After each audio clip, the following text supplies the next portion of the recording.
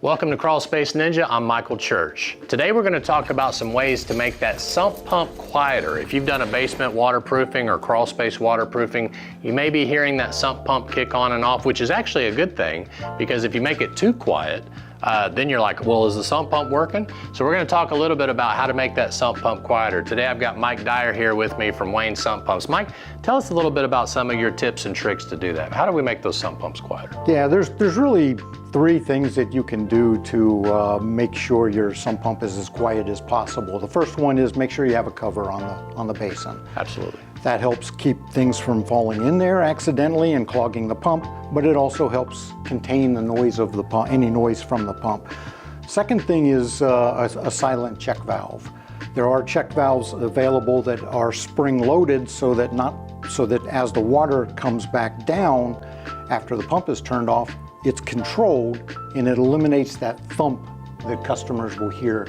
And then really the last tip that I have would be securing your discharge piping. When piping is loose, it'll rattle as the pump turns on and off. Yeah, we actually make it a practice to take the discharge pipe all the way up to the subfloor, then bring it back down to take it out of the foundation, because these pumps are very powerful.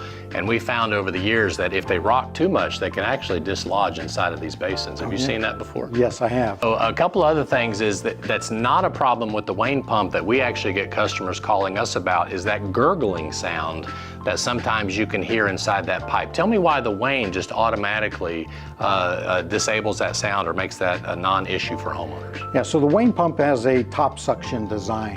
That means that there's no weep hole that's required in the discharge pipe to alleviate an airlock condition.